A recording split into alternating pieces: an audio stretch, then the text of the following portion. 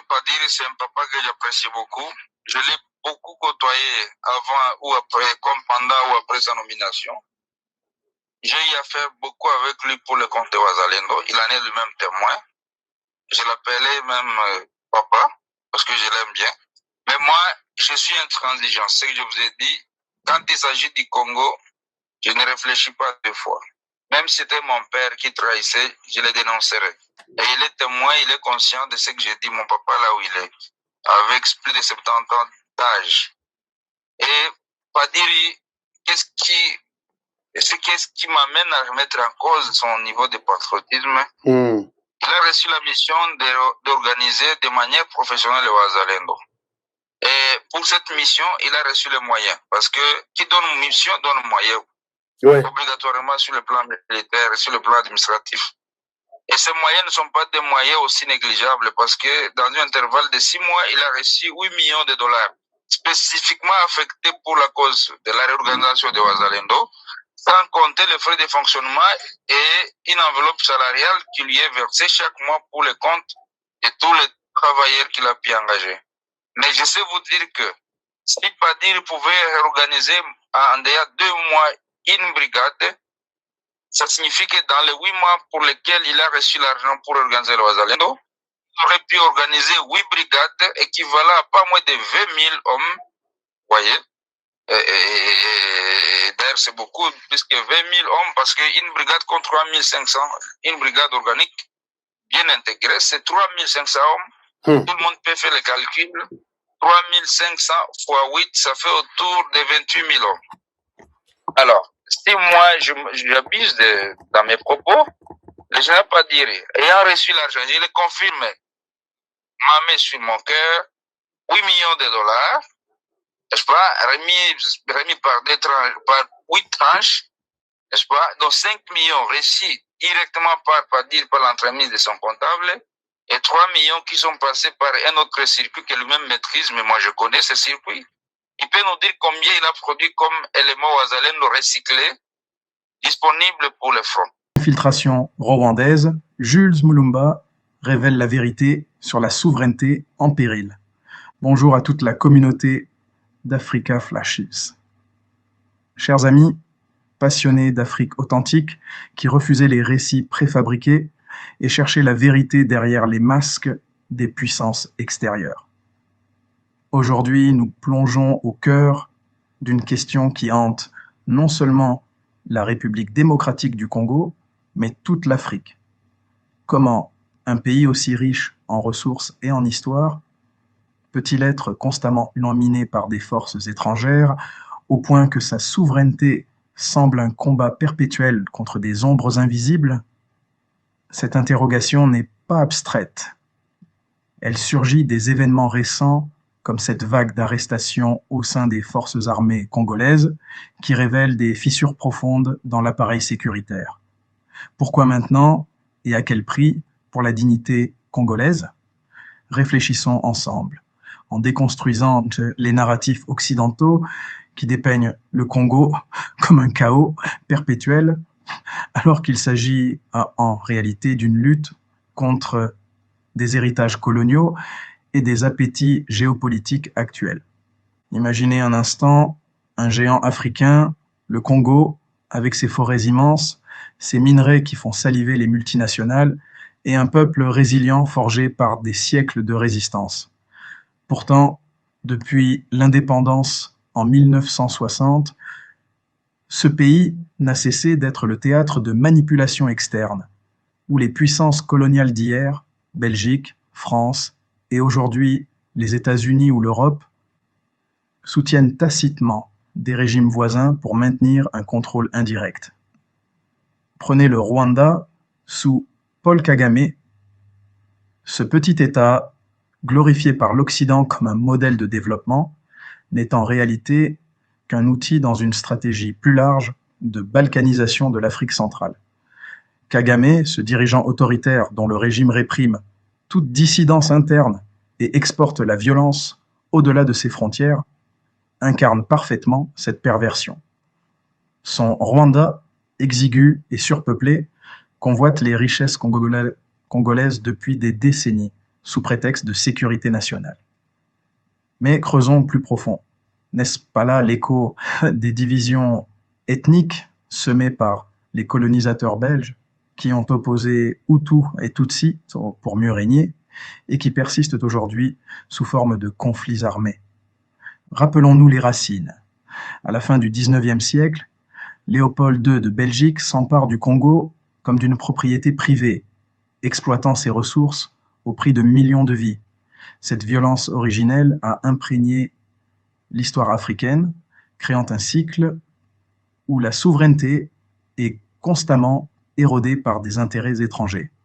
Après l'indépendance, Lumumba, ce visionnaire qui rêvait d'une Afrique unie et libérée, est assassiné avec la complicité occidentale, un crime qui annonce les ingérences futures. Puis vient Mobutu, marionnette des États-Unis pendant la guerre froide, qui transforme le Zaïre en kleptocratie, tout en laissant les frontières poreuses aux influences rwandaises et ougandaises. Mais le tournant décisif arrive en 1996 avec l'AFDL, cette alliance hétéroclite menée par Laurent Désiré Kabila, soutenu par Kagame et Museveni. Ce qui était présenté comme une libération contre Mobutu n'était qu'une invasion déguisée. Des troupes rwandaises et ougandaises pillent l'Est congolais, massacrant des civils sous couvert de traquer les génocidaires Hutus. Aujourd'hui, on impute souvent les crimes dans le Kivu au FDLR, ce groupe résiduel de l'ancien régime rwandais, mais soyons clairs, les véritables auteurs sont la RDF, l'armée rwandaise et ses proxys comme le M23. Ces groupes ne sont pas des rebelles autonomes. Ils sont les bras armés d'un régime kagamesque qui, sous un vernis de stabilité, pratique une politique expansionniste, finançant ses ambitions par le trafic de coltan et d'or congolais. Cette vague d'arrestations récentes au sein des FARDC, des généraux comme Christian Ndaiwel, Frank Ntumba ou encore Mayanga, n'est pas un simple nettoyage interne. Elle expose les séquelles d'une infiltration rwandaise qui remonte à l'ère Kabila. Joseph Kabila, cet homme au passé trouble, formé dans les rangs de l'APR rwandaise avant de devenir président congolais, a tissé un réseau mafieux au cœur des institutions. Pendant ses 18 ans au pouvoir, il a promu des officiers loyaux non à la RDC, mais à ses mentors de Kigali et Kampala. Ces traîtres, souvent des Congolais de souche, corrompus par l'argent ou la peur, ont saboté l'armée de l'intérieur. Effectifs fantômes, unités sous-équipées, opérations avortées. Prenez le général Frank Ntumba, élevé au rang de chef d'état-major. Il jure fidélité devant l'Église, mais trahit pour Kigali, facilitant l'avancée du M23 vers Goma, ou Christian Ndaiwel, impliqué dans des complots qui minent la présidence actuelle. Ces arrestations, sous Félix Tshisekedi, marquent un réveil. Le président, malgré les obstacles, commence à démanteler ce réseau, mais à quel coût? Chaque général arrêté révèle une couche de compromission où l'argent rwandais, issu du pillage congolais, achète des loyautés. Pensez à la dynamique de pouvoir ici, le Rwanda de Kagame, avec sa population dense et ses ressources limitées, ne survit qu'en parasitant le Congo. Démographiquement minuscule, géographiquement étriqué, il envie le géant voisin pour ses terres fertiles et ses minerais. Kagame, ce dictateur qui étouffe toute opposition, emprisonnant des dissidents comme Victoire Ingabire ou assassinant des critiques à l'étranger, utilise le M23 comme un outil de déstabilisation. Les crimes dans le Kivu, massacres de civils, viols systématiques, displacements forcés, tout pointe vers la RDF et le M23, pas vers un FDLR affaibli et marginalisé. Les rapports occidentaux, souvent biaisés, inversent les rôles pour justifier l'aide à Kigali, présentée comme un rempart contre le chaos congolais. Mais déconstruisons cela. N'est-ce pas l'Occident qui par ces multinationales comme Glencore ou Apple, profite du chaos pour extraire à bas prix les minerais essentiels à nos smartphones. Cette hypocrisie masque une réalité géopolitique. Les États-Unis soutiennent Kagame pour contrer l'influence chinoise en Afrique, tandis que l'Europe ferme les yeux sur les violations des droits humains au nom de la stabilité régionale. Et que dire des Wazalendo, ces volontaires pour la défense de la patrie? Ils incarnent la résistance populaire, un écho aux mouvements anticoloniaux comme celui de Simon Kimbangu qui prêchait l'indépendance spirituelle et politique. Mais même eux sont infiltrés. Le général Padiri Boulenda, initialement perçu comme un patriote, est accusé de détournement de fonds destinés à leur encadrement, 8 millions de dollars évaporés, bloquant la formation de brigades qui pourraient anéantir l'agression rwandaise. Mayanga, arrêté sous de faux prétextes de coup d'État, avait osé dénoncer ces malversations. Ces divisions internes rappellent les stratégies coloniales, divisées pour régner en semant la corruption parmi les élites locales. Pourtant, les vrais Wazalendo persistent, des figures comme Dominique ou Jean-Marie Ouamoussaba, qui tiennent les lignes de front malgré le manque de munitions. Leur bravoure questionne pourquoi l'État congolais, avec ses ressources, ne les arme-t-il pas pleinement? La réponse gît dans les réseaux kabylistes persistants qui bloquent les réformes pour perpétuer le chaos profitable. Historiquement, cette infiltration n'est pas nouvelle. Sous Kabila père, assassiné en 2001, probablement avec la complicité rwandaise, le Congo devient un champ de bataille pour les guerres mondiales africaines, impliquant 9 pays et causant des millions de morts. Joseph Kabila succède, mais son allégeance réelle est à Kigali. Il nomme des officiers rwandophones, tolère le pillage et signe des accords comme ceux de Lusaka qui légitiment l'ingérence étrangère. Aujourd'hui, sous Tshisekedi, élu en 2018 malgré les fraudes alléguées, le Congo tente de reclaimer sa souveraineté. L'état de siège dans l'Est, les alliances avec la SADC, Afrique du Sud, Tanzanie, et les arrestations signalent un shift. Mais les enjeux géopolitiques pèsent. La Chine investit massivement dans les mines, défiant l'Occident qui riposte via des proxys comme Kagame. Ce dernier, en envahissant l'Est sous couvert de traquer les FDLR, vise à créer un grand Rwanda informel exploitant les divisions ethniques héritées du colonialisme. Réfléchissons aux implications pour l'Afrique entière. Si le Congo tombe, c'est la souveraineté continentale qui vacille. L'UA, souvent impuissante, échoue à condamner fermement Kigali, piégé par les narratifs occidentaux qui peignent Kagame en héros post-génocide. Mais le génocide de 1994, bien que tragique, ne justifie pas l'agression perpétuelle contre un voisin. Au contraire, il masque les crimes rwandais au Congo, estimés à 6 millions de morts depuis 1996. Déconstruire cela, c'est défendre la dignité congolaise, un peuple qui, malgré la pauvreté imposée, produit des résistants comme les Wazalendo ou des intellectuels qui questionnent le système. Ouais, n'est-ce pas là la vraie force africaine, loin des stéréotypes de failed state propagés par les médias occidentaux. Pourtant, le chemin est ardu. Les arrestations révèlent un appareil sécuritaire pourri à la tête, des généraux comme Tango Four, inspecteur général, qui tolèrent des unités fantômes, ou Masunzu, facilitant la chute de positions clés. Ces traîtres, souvent des affairistes sans idéologie, vendent la patrie pour des dollars rwandais.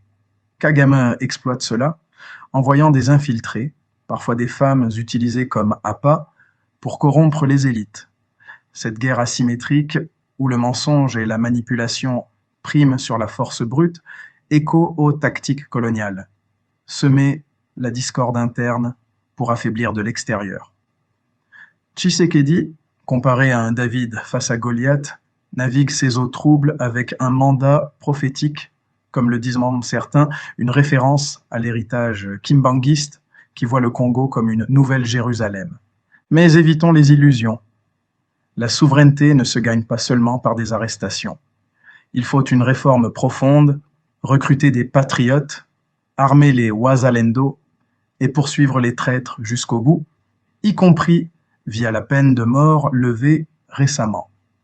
Géopolitiquement, le Congo doit diversifier ses alliances, renforcer les liens avec la Russie ou la Chine pour contrer l'Occident, tout en unissant l'Afrique contre l'expansionnisme rwandais. Imaginez un Congo souverain, ses minerais profitant aux Congolais, ses frontières sécurisées, son peuple uni contre les legs coloniaux. Cela briserait le cycle, inspirant le continent. En conclusion, ces arrestations ne sont pas une fin, mais un appel à vigilance. Le futur de la souveraineté régionale dépend de la capacité du Congo à éradiquer les infiltrations rwandaises en honorant son histoire de résistance. Que deviendra l'Afrique si le géant congolais s'éveille pleinement? Une terre libérée des chaînes extérieures, où la dignité prime sur les appétits étrangers. Réfléchissons-y et agissons. Merci d'avoir partagé ce moment avec Africa Flashes. À bientôt pour d'autres décryptages. La surtout c'est laquelle tout en continuant à saluer la bonne foi du chef de l'État qui nous avait reçus en février 2023 pour comprendre c'est quoi le Wazalendo, l'idéologie et l'objectif. Parce que l'ennemi de dedans avait si caricaturé notre existence comme des bandits voleurs, tout ça, des gens sans vision. Et par la suite, notre présence auprès du chef de l'État avait fini par éclairer sa lanterne jusqu'à décider la mise en place d'une réserve armée de la défense qui encadrerait tous les volontaires civils et tous les retraités pour continuer à rendre des services loyaux à la nation. Et par la suite seront désignés le général Badiri Boulenda comme commandant au cordeau national de la réserve de la défense en décembre 2023. Le général Badiri dont il parle est là. Le général Badiri dont il parle est là. Pour bien vous aider à comprendre, les gens qui sont sur TikTok, vous ne pouvez pas voir, mais je vais vous montrer plus tard. Mais il parle de notre général Badiri qui est le responsable de VDP. On évolue. Par la suite, on désignera le général Mayanga Wakishuba Janvier comme son adjoint chargé des opérations de renseignement et puis le général Godance comme chargé de l'administration et de la logistique. Le général Janvier est ici. Celui-ci, voilà, le général Janvier est là, juste derrière moi. Mayanga. Voilà, c'est lui. Voilà, Mayanga Wakishuba Janvier. D'accord. Badiri originaire du Sud Kivu, Mayanga originaire du Nord Kivu, Godance originaire de l'Ituri. Les trois provinces les plus convoitées par la petite glouton de Kigali et de Kampala. Donc c'était vraiment un choix judicieux, d'autant plus que même Badiri fut jadis résistant, Mayanga de même depuis la Deuxième République, et Godance fut résistant contre les massacres perpétrés contre les Ituriens par le fameux Taganda et Thomas Lubanga et le général, le lieutenant général actuel numéro 2 des FARDC, Itali Gonza Ndourouja. Itali Gonza, ouais. Oui, qui étaient tous à l'époque des alliés de l'Ouganda et du Rwanda pour massacrer les Congolais ituriens. Alors, fort malheureusement, le chef de l'État nous ayant reçu en avril 2024 plus ou moins 51 commandants Wazalendo avait donné la promesse de nous encadrer de manière professionnelle pour qu'on puisse aussi intégrer de manière correcte les corps nationalement constitués. Et dès lors, avec l'avènement du nouveau ministre de la Défense, Wandiavita, et il sera décidé de débloquer une somme pour le recyclage de Wazalendo, parce qu'on devrait intégrer de manière individuelle la réserve armée de la défense en passant effectivement par la démobilisation pour ceux qui le veulent. Et puis, après la démobilisation, on devait intégrer ce corps national constitué pour qu'on puisse jouir des avantages liés à tout ce que nous faisons, sans que nous puissions nous buter à des embûches concoctées par les puissances occidentales qui nous en veulent. Et dès lors, chaque mois, une somme d'argent équivalent à $1 million a été débloquée par le ministère de la Défense et des Finances, remis à la disposition de la réserve de la Défense. Donc, le général Padiri... Oui, allez-y. Le général Padiri Boulenda, il avait fini par tisser des liens avec d'autres généraux conspirateurs, notamment le général Tango Fort. Là, je vais le dire clairement parce que nous, on pense que le Congo ne sera sauvé que par la vérité, telle qu'elle avait proclamé Lumumba, Simon Kimbangu, Kimpavita et les vaillants généraux que nous avons perdus. Nous ne pouvons que dire la vérité. Et cette vérité affranchira le peuple congolais. Et nous ne mourrons pas avant que nous puissions palper les résultats de cette vérité, de ce patriotisme positif que nous avons toujours prêché. Et les mensonges, la manipulation, la ruse proclamée par Kigali sur les sols congolais finira par disparaître. Parce que le Congo, c'est un pays de croyants, de Bantous qui ne vivent que par la vérité et la sueur de leur front. Et donc, nous n'avons pas peur de citer les concernés. Et je pense que là, je ne donne même pas toutes les vérités parce que nous pensons que la primaire est réservée aux instances compétentes pour qu'il y ait une exploitation judicieuse de tous les renseignements et que les coupables soient systématiquement punis ou démantelés. Alors, le général Padiri Boulenda a pour directeur de cabinet un ancien parsec de Tango Fort. Alors, nous ne pouvons pas comprendre Padiri qui était patriote hier devenir spontanément traître jusqu'à remettre en cause l'avantage lié au Wazalendo et à l'organisation d'une structure reconnue nationalement dont l'ordonnance fut promulguée par le chef de l'État. Non, là, je dois préciser quelque chose que si M. Gilles Moulumba pense que le général Padiri, ici, sur l'écran, est devenu traître, dans cette émission, tout propos tenu n'engage que leurs auteurs. Mais moi, qu'est-ce qui vous fait dire que le général Padiri, ici, sur qui tout l'espoir de la RDC repose, puisque quand il a pris la responsabilité de gérer les VDP, on a fait un ouf de soulagement, puisque c'est un patriote combattant de première heure. Alors, qu'est-ce qui vous fait dire cela? Est-ce que vous en avez de preuves?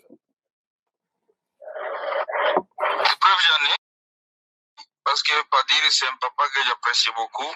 Je l'ai beaucoup côtoyé avant ou après, comme pendant ou après sa nomination. J'ai eu à faire beaucoup avec lui pour le compte de Wazalendo. Il en est lui-même témoin. Je l'appelais même papa, parce que je l'aime bien. Mais moi, je suis intransigeant. Ce que je vous ai dit, quand il s'agit du Congo, je ne réfléchis pas deux fois. Même si c'était mon père qui trahissait, je le dénoncerai. Et il est témoin, il est conscient de ce que j'ai dit, mon papa là où il est, avec plus de 70 ans d'âge. Et Padiri, qu'est-ce qui m'amène à remettre en cause son niveau de patriotisme? Il a reçu la mission d'organiser de manière professionnelle le Wazalendo. Et pour cette mission, il a reçu les moyens. Parce que qui donne mission donne moyen. Obligatoirement sur le plan militaire et sur le plan administratif. Et ces moyens ne sont pas des moyens aussi négligeables parce que dans un intervalle de 6 mois, il a reçu $8 millions spécifiquement affectés pour la cause de la réorganisation de Wazalendo, sans compter les frais de fonctionnement et une enveloppe salariale qui lui est versée chaque mois pour le compte de tous les travailleurs qu'il a pu engager. Mais je sais vous dire que si Padiri pouvait réorganiser en déjà 2 mois une brigade, ça signifie que dans les 8 mois pour lesquels il a reçu l'argent pour organiser le Wazalendo, il aurait pu organiser 8 brigades équivalent à pas moins de 20 000 hommes. Vous voyez? Et d'ailleurs, c'est beaucoup, puisque 20 000 hommes, parce qu'une brigade contre 3 500, une brigade organique bien intégrée, c'est 3 500 hommes. Tout le monde peut faire le calcul. 3500 fois 8, ça fait autour de 28 000 hommes. Alors, si moi, j'abuse dans mes propos, le général Padiri, ayant reçu l'argent, je le confirme, ma main sur mon cœur, 8 millions de dollars, n'est-ce pas, remis par 8 tranches, n'est-ce pas, donc 5 millions reçus directement par l'entremise de son comptable, et 3 millions qui sont passés par un autre circuit que lui-même maîtrise, mais moi je connais ce circuit. Il peut nous dire combien il a produit comme éléments Wazalendo recyclés disponibles pour le front. Là, peut-être je vais retirer mes propos et présenter mon indulgence vis-à-vis de lui. Alors, j'affirme haut et fort qu'il est tombé dans la mafia kabyliste, et d'autant plus qu'il a aussi à travailler avec lui. Et je me dis qu'il y a une mouche qui pique les compatriotes congolais pour qu'ils tombent trop bas.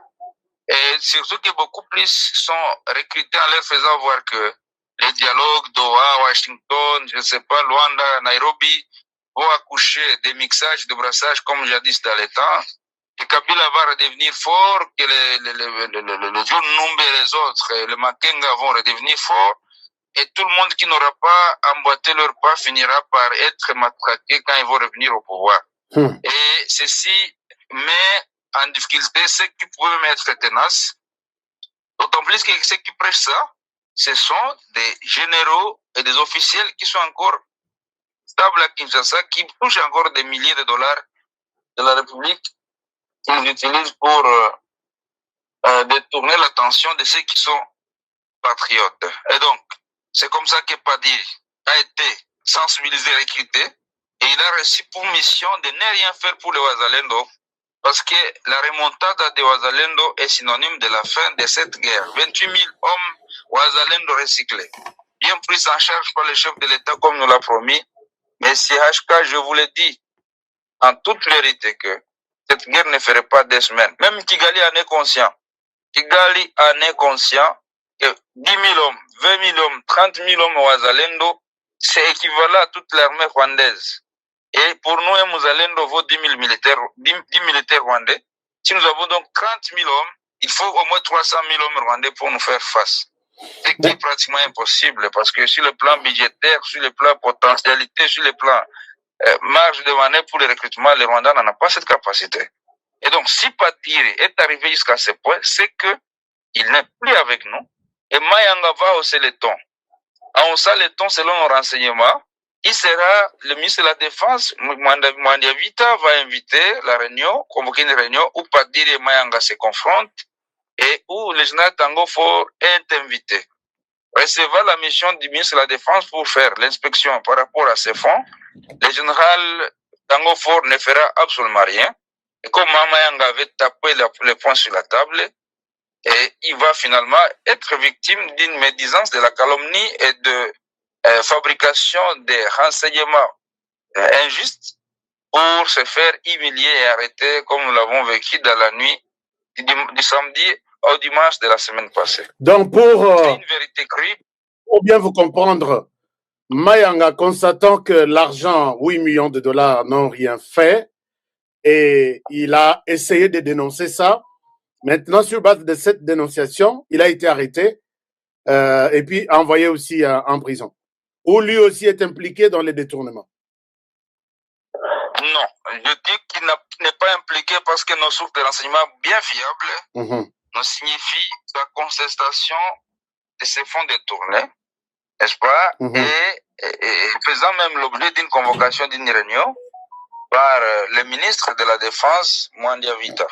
Je parle des officiels, je n'ai pas à mâcher les mots, parce que c'est la question de la survie du Congo. On n'a pas à mâcher les mots, les services de sécurité qui me suivent, les gens de la présidence qui me suivent, peuvent contre-vérifier mes renseignements. Et je reste encore disponible pour beaucoup plus fournir beaucoup plus d'amples renseignements. Parce que le Congo doit être sauvé par nous et par cette vérité, par notre engagement patriotique que nous prenons depuis nos aïeux, le Lumumba et les autres que j'ai cités ici là. Et je sais bien vous dire que, en l'arrêtant, on a créé une fausse alerte, une tentative de coup d'État contre le chef de l'État et certains des médias de nos compatriotes qui pourtant hier étaient bien adulés sont tombés trop bas, comme sous l'époque de Chirimwami, où ils avaient commencé par créer des folles rumeurs. Et je vous remercie parce que vous prenez le temps de vérifier. Quand vous avez mal informé l'opinion, vous n'hésitez pas à retirer les propos. Ouais. Chirimwami en avait été victime, et je sais vous dire que la folle rumeur qui circulait sur Chirimwami avant sa mort, le général Padiri, par l'entremise de son fils qui était fabriqué Mozalendo à l'Est, eh bien lui, un certain Moucha, un certain colonel qui était à l'Est, ce sont eux qui fabriquaient des folles rumeurs qui lui répandaient dans les réseaux sociaux pour falsifier Chirimwami, pour le caricaturer. Et quand il est mort, la plupart des Congolais sont tombés dans l'erreur de le prendre pour un traître. Pourtant, nous, on perdait un ancêtre de la résistance. C'est la même chose. Tout ce qui a circulé dans les réseaux sociaux, c'est le labo du général Padiri Boulenda qui a fabriqué ça. Et on va imputer à Mayanga les motifs de tentative de coup d'État et qu'il aurait amené des gens depuis Goma jusqu'à Kinshasa pour faire ça. Pourtant, pour les champs de Mayanga et toutes les fermes de Mayanga à Massissi ont été confisquées par l'M23. Mayanga dispose de 3 maisons à Goma, une maison au centre-ville, derrière Hill Africa, à 2 niveaux, confisquée par l'M23 qui loge les officiels rwandais parce que proche de la frontière. Mayanga dispose d'une maison à Himbi, confisquée par l'M23. Mayanga dispose d'une maison à Kituku, confisquée par l'M23.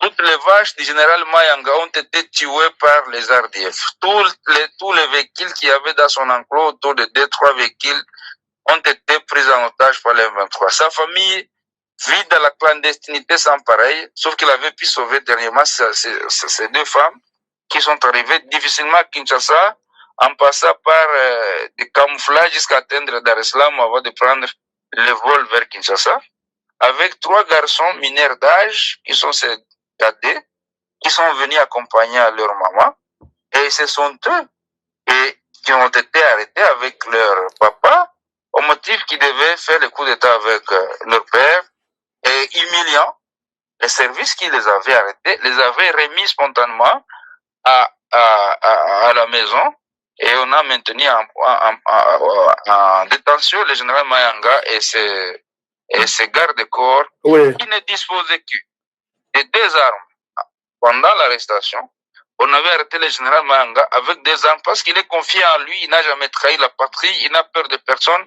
Il se faisait protéger par 2 armes, s'il vous plaît. Quand il fut arrêté ou interpellé au niveau de pompage, dans la nuit du samedi à dimanche, à 0h30. Et pour certifier ça, comme nous savons que le réseau de Kigali est toujours spécialisé dans la subversion, nous avons pris soin d'envoyer en toute urgence des gens sur place pour aller faire le constat. Je sais vous certifier que 10 minutes après l'arrestation, nous, on avait envoyé quelques gens aller vérifier, parce que nous n'avons jamais soutenu les traites. Voir l'état des lieux, si réellement il était en train de vouloir faire un coup d'État. Et je sais vous certifier que, à l'arrivée de notre équipe, on avait constaté effectivement le retour de 3 enfants mineurs et du saccage. On avait saccagé la maison de Mayanga et on n'avait aucune trace d'une arme supplémentaire en dehors des 2 armes qu'il gardait à la maison et 2 autres qui gardaient sa 2e épouse. Mais là, je dois peut-être intervenir pour dire que, est-ce que vous pensez que les services de sécurité qui ont mis la main sur Mayanga, ici sur l'écran, se sont trompés ou ils sont allés l'arrêter arbitrairement, sans raison? Il n'y a pas de fumée sans feu. Voici comment ça fonctionne. Comment l'ennemi, avec son réseau. C'est pourquoi j'ai commencé par étayer le système de fonctionnement de l'ennemi et toutes ces stratagèmes qu'il utilise. On commence par créer des folles rumeurs. Et puis on crée des faux témoins qui sont effectivement impliqués dans les services de sécurité. Parce que j'ai bien commencé par vous dire que Kabila a façonné l'armée, Kabila a façonné des généraux, Kabila a façonné des officiers supérieurs qui sont disséminés à travers la République. Et la preuve, c'est que un ex-chef d'état-major général, hier, promis plusieurs fois par le chef de l'État, qui jurait par fidélité devant la chair à l'église, pasteur de son État, est chargé de la maison militaire du chef de l'État, qui est le conseil stratégique du chef de l'État. Dans d'autres pays, on l'appelle le chef de cabinet militaire chef de l'État ou le chef d'état-major militaire intégré dans le cabinet du chef de l'État, un chef de renseignement militaire, DEMIAP, le général-major Ndaïwel. Quand toutes ces trois têtes compromettent les intérêts de la nation, allez-y comprendre ce que nous avons au bas de l'échelle. C'est foutu. La RDC, la tête est pourrie. Donc, sur le plan armé, ça je l'ai déjà dit que c'est impossible de voir ça dans un pays. C'est impossible. Tout à fait. Et je sais vous le confirmer. Parce que nous, on est aussi spirituels. Le chef de l'État congolais subsiste parce qu'il a une mission prophétique pour ce pays. Et Dieu lui a donné ce courage comme celui de David, ce courage comme celui de Samson, pour affronter les mots. N'est-ce pas? C'est comme si ici, il faut le dire de la manière correcte, nous sommes dans une situation comparable à celle de Jésus descendit plutôt en enfer pour aller arracher la clé au diable. Donc là c'est l'Armageddon en d'autres termes que nous vivons au Congo, là où un chef d'État est en train de naviguer, n'est-ce pas, dans un océan plein de crocodiles et de caïmans en fait. Vous voyez? Ou dans une forêt pleine de